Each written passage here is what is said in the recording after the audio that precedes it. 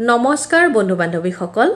মই তেজপুৰৰ চিত্ৰলেখা উদ্যানলৈ গৈছিলো তাৰে ভিডিঅ' কেইটামান বনাই আনিছিলো তাকে আপোনালোকৰ সন্মুখত দিবলৈ চেষ্টা কৰিলো আৰু অলপ ক'বলৈও চেষ্টা কৰিলো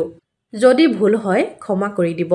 আৰু ভিডিঅ'টো শেষলৈকে চাব বুলি আশা কৰিলো ধন্যবাদ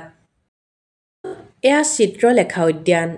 তেজপুৰৰ এখন ঐতিহাসিক উদ্যান চিত্ৰলেখা উদ্যান যাক কোল পাৰ্ক বুলিও কোৱা হয়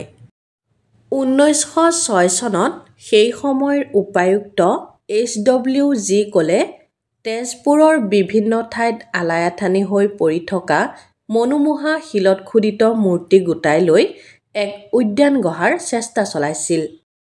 কোলৰ মৃত্যুৰ পাছত তেওঁৰ পিছৰ জনা উপায়ুক্ত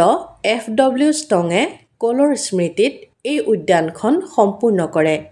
কোলৰ স্মৃতিত স্থাপন কৰা বাবে উদ্যানখনৰ নাম হ'ল কোল পাৰ্ক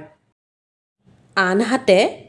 কোনোৰ মতে এইবোৰ ভাস্কৰ্য অষ্টম নৱম শতিকাৰ শালস্তম্ভ বংশৰ সময়ৰ চিত্ৰলেখা উদ্যানক তেজপুৰৰ এক যাদুঘৰ বুলিব পাৰি ইংৰাজী ইউ আখৰটোৰ দৰে এটা প্ৰাচীন পুখুৰীও ইয়াত আছে